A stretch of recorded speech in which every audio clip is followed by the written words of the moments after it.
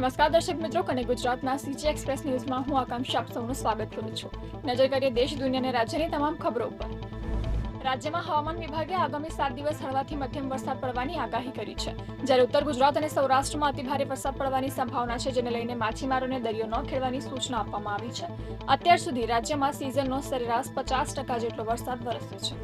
જૂનાગઢથી વધુ એક બ્રિજ તૂટવાની ઘટના સામે આવી છે. માંગરોળ તાલુકાના આજગ ગામે પણ બ્રિજ તૂટી પડ્યો છે. આ ઘટનામાં હિટાચી મશીન સાથે 8 થી વધુ લોકો અંદાજિત 15 ફૂટ ઉપરથી નદીમાં ખાબક્યા હતા. જોકે સદનસીબે તમામનો ચમત્કારિક બચાવ થયો છે.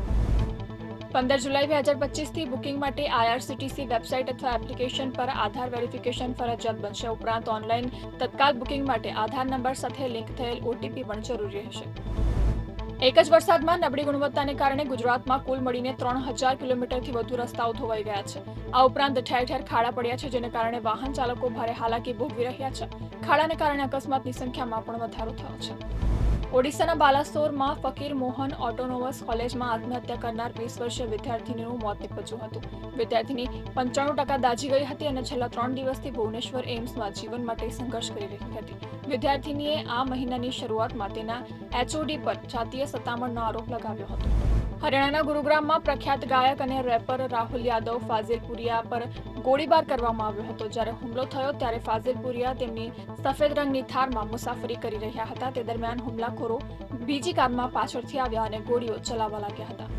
બિહારમાં છેલ્લા 24 કલાકમાં પૂર વીજળી પડવાથી 13 લોકોના મોત થયા છે. રાજ્યમાં વીજળી પડવાથી 9 લોકોએ જીવ ગુમાવ્યા છે. આમાંથી સૌથી વધુ 5 મૃત્યુ બાંકામાં થયા હતા, જ્યારે ગયાજીમાં 2, નાલંદા અને પટનામાં એક વ્યક્તિનું પૂરને કારણે મોત થયું હતું. મુઝફ્ફરપુરના મોતીપુરમાં ગોરખપુર પાટલીપુત્ર વંદે ભારત એક્સપ્રેસ પર ફરી એકવાર પથ્થરમારો થયો છે. ઘટનામાં C6 કોચની સીટ નંબર 1 અને 2 ની બારીના કાચ તૂટી ગયા છે. આ સંદર્ભમાં બાપુધામ મોતીહારી RPFએ અજાણ્યા વ્યક્તિઓ સામે કેસ નોંધ્યો છે. મેટાએ એક મોટા એક્શનની માહિતી આપી છે, જેમાં કંપનીએ 1 કરોડ ફેસબુક એકાઉન્ટ્સને બ્લોક કરી દીધા છે, જે લોકો છાનામાની ડુપ્લિકેટ પ્રોફાઇલ ચલાવી રહ્યા હતા. કંપનીએ આ તમામ એકાઉન્ટ્સને આ વર્ષના પહેલા 6 મહિનામાં ડિલીટ કરી દીધા છે. ડોનાલ્ડ ટ્રમ્પે યુક્રેન પર સતત રશિયાના વધતા જતા હુમલાને ધ્યાનમાં રાખીને પેટ્રિયોટ વાયુ રક્ષા સિસ્ટમ મોકલવાની જાહેરાત કરી છે. જોકે ટ્રમ્પે યુક્રેનને કેટલી પેટ્રિયોટ રક્ષા પ્રણાલી મોકલશે તે સ્પષ્ટતા કરી ન હતી. રશિયા સાથેના યુદ્ધ વચ્ચે યુક્રેનમાં મોટો ઉલટફેર થયો છે. રાષ્ટ્રપતિ ઝેલેન્સ્કીએ ડેપ્યુટી PM યુલિયાને વડાપ્રધાન તરીકે નિયુક્ત કર્યા છે. રિપોર્ટ પ્રમાણે સોમવારે એક બેઠક બોલાવવામાં આવી હતી, જેમાં જાહેરાત કરવામાં આવી હતી.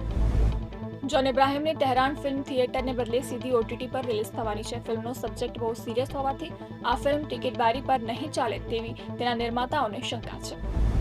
તમિલ ફિલ્મ વેટિયનના શૂટિંગ વખતે કાર સ્ટન્ટ પરફોર્મ કરવા જતા કાર સ્ટન્ટમેન SV રાજુનું મોત નીપજ્યું હતું. ફિલ્મની સમગ્ર ટીમની નજર સામે જ કાર ઉછળીને પટકાઈ હતી.